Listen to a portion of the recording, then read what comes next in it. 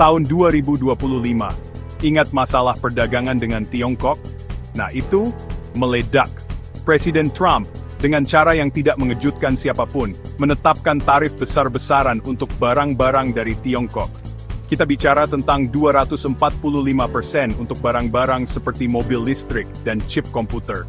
Bisa dibilang seperti dilarang.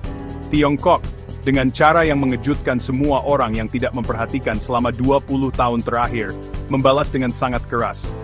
Ingat pesanan besar Boeing itu? Batal. Mineral langka yang Amerika butuhkan untuk segala hal, dari iPhone sampai jet tempur, dihentikan. Ini bukan cuma perselisihan perdagangan biasa, ini perang dagang besar-besaran, dan seperti perang sungguhan, banyak yang jadi korban. Organisasi Perdagangan Dunia, yang biasanya bicara dengan hati-hati, kali ini bicara apa adanya. Perdagangan antara Amerika Serikat dan China merosot sampai 80%. Bukan cuma turun, tapi terjun bebas seperti jatuh dari tebing sambil meluk erat portofolio saham. Dana Moneter Internasional, yang biasanya optimis, sekarang kelihatan benar-benar muram. Prediksi pertumbuhan global dipangkas habis-habisan. Resesi bukan lagi kemungkinan, tapi kenyataan.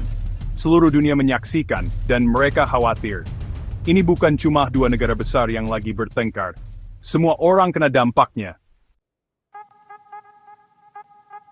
Sekutu-sekutu Amerika Serikat terjebak di tengah-tengah pertikaian.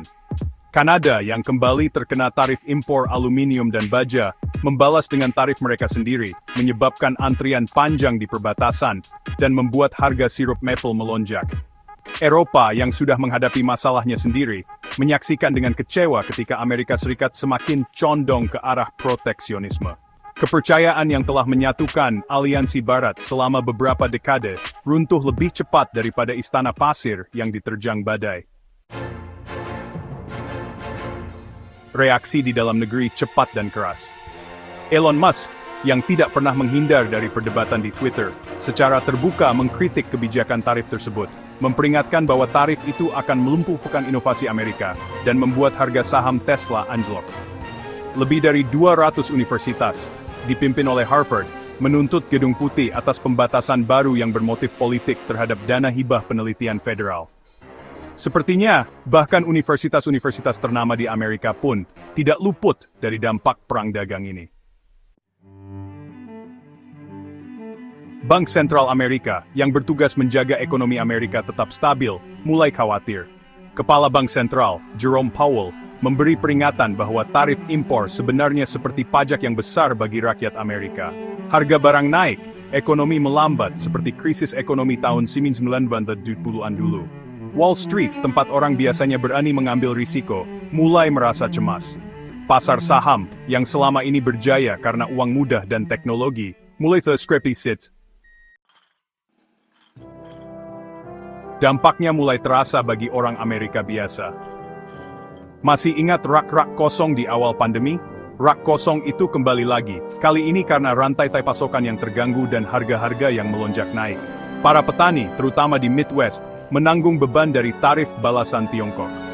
Ekspor kedelai, yang dulunya merupakan sumber penghidupan utama bagi pertanian Amerika, kini telah merosot tajam. Pertanian keluarga kini terancam punah. Perang dagang bukan cuma soal tarif dan cuitan di media sosial. Ini soal sesuatu yang jauh lebih penting, posisi Amerika di dunia. Ketika Amerika Serikat lebih fokus ke dalam negeri, negara-negara lain mulai mencari pengganti dolar AS.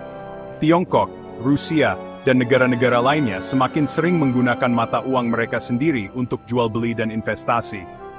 Bank sentral diam-diam menyimpan banyak emas, tempat berlindung yang biasa dilakukan saat keadaan tidak menentu. Dollar verskrijgsfiniftidatus pendumias, pemanasan subbaim bond, petai. Perang dagang besar di tahun 2025 itu seperti alarm yang membangunkan kita semua. Ini menunjukkan kalau di dunia yang sudah saling terhubung seperti sekarang, perang dagang nggak ada yang menang, semuanya rugi. Kita bisa lihat betapa rapuhnya ekonomi dunia dan bahayanya kalau kita menutup diri dari perdagangan global. Setelah semuanya mereda, ada satu pertanyaan penting nih. Apakah kebijakan ini benar-benar bikin Amerika hebat lagi? Atau malah bikin Amerika sendirian, makin miskin, dan terancam bahaya yang lebih parah dari sekedar resesi? Di tengah kekacauan ini, satu negara muncul sebagai penengah kekuatan yang tak terduga, Indonesia. Seiring perang dagang AS semakin dalam, bahkan Washington sekarang mendekati Jakarta. Kenapa?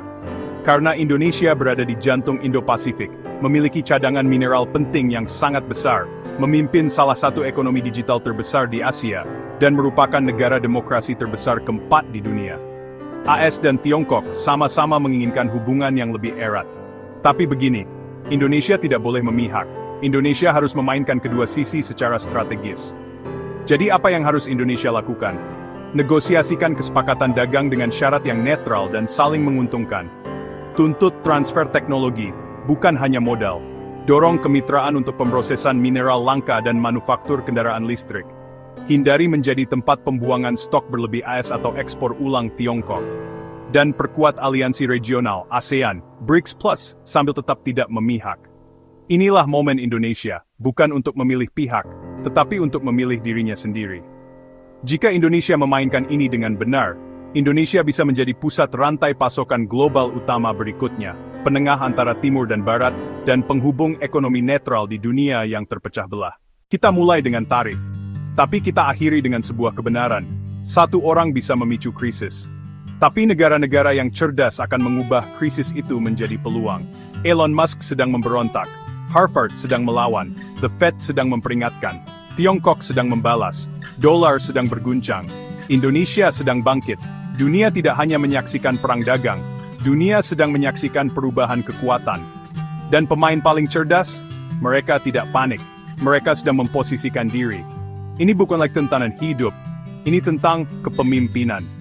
Pertanyaannya adalah, siapa yang akan memimpin selanjutnya?